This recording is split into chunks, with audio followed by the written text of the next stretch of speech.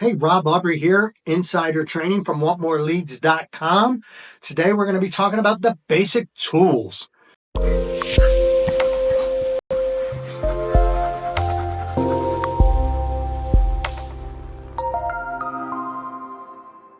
And so, what are the basic tools? All right, let's dive right into it. So, before I got into real estate, I was a painter. I grew up in the house painting business. My father was a painter. He was a painter, paper hanger. My grandfather owned a wallpaper store and did wallpaper installation and that kind of stuff. So third generation. There's even fourth generation now in the Aubrey family. And when we were painters, even if you worked for another contractor, you always had your basic tools, right? So as a painter, we always had our set of brushes, maybe a roller or a rolling pole, the little telescopic kind. And, you had your set of, putty knives and drywall knives, not all the major drywall ones, but your basic spackle knives and that type of stuff. And, always carried rags because, you want one. I mean, yeah, should the boss have those? Well, but if they didn't, you always have one. And so you always had your bag or toolbox, and then they came out with these bucket buddies, these things that went inside a 5-gallon bucket that housed all your stuff. And so anyway, so you should always have your basic tools. Carpenters, right? They're going to have a saw, a hammer, some chisels, a level. Those are your basic tools. And so now let's talk about the basic tools of a real estate agent. Now, a lot of brokers will provide some of those, and that's great. However, they're not yours. They're just not yours. What if you ever decided to leave that brokerage? Now you got all your data in their CRM, and their whatever, it's like, what a pain in the butt that is. And so, so I recommend you have your basics, right? And what are the basics?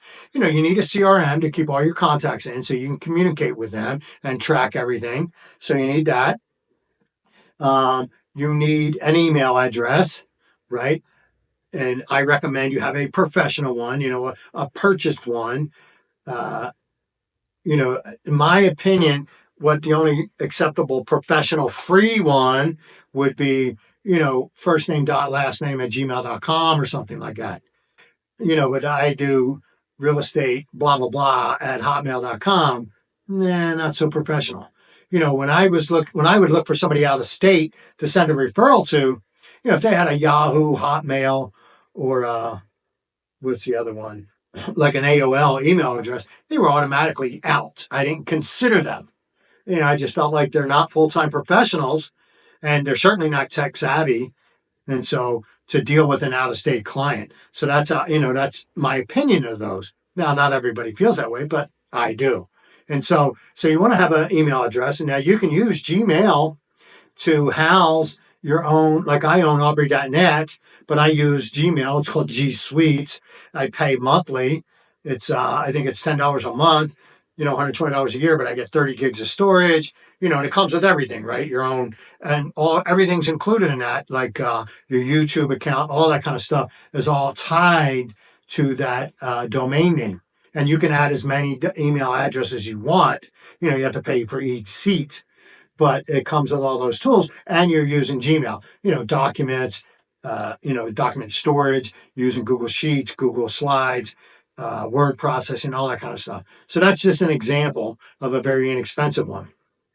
The other one is an IDX site. I know a lot of companies will provide those for you, but usually they're not like a main site. They're a subdomain. Let's say you work for Acme Real Estate and their website is acmerealestate.com, and they give you a free website, and the free website would be johndoe.acmerealestate.com. And so it's just it's an okay site, beats a sharp stick in the eye if you're just getting started and whatnot. But in my opinion, you can get a very good website that includes listings and everything for $49 or $59 a month, which is, not that expensive in the overall scheme of the business. So we'll add those up at the end. So you got an email and you got email, a CRM, and some of these websites actually come with a built-in CRM. If you're trying to save money, you can maybe go that route.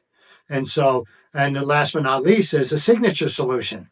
And so, they're like, for a good one, you get $15 a month. You can get a good CRM. I mean, a good signature solution. So now let's add up the math. So let's say you got a website that had a built-in CRM, $59 a month. You had your own domain name for an email. So the same domain name as your website, say your teamjoneswhatever.com. So you would be Jane at Team Jones, whatever that is. That would be your email. And so you have the email and the CRM. That's $69 a month for both of those. The email $10 a month plus the 59, and then you want to go for this. So that gives you email, website, CRM, and then if you go to the signature solution, another $15 a month. There are some that are like, I think, $8 a month. Sign now. It's very good. It has some, more features. Obviously, the more you pay. But so if you like, so $59.69. So for $77 a month, you can own all these basic tools that make you a professional. Now, if you're just dabbling, you're doing a couple of deals a year, I get it. Why do it? But if you want to have a business and you want to be a professional, you need to own your own tools and own your own domain names. Got it? So if you have any questions on any of those, if you want to discuss things about it, because, what CRM should I use? It all depends on what your objective is. I use one called Jungo. And so, it uses Salesforce. Salesforce is very complex, but I'm tech savvy. I'm a nerd, so it's not a big deal. And so I can use it, but if it's too complex to use, then it's a waste of your money. If it's simple and you use it, it's great value.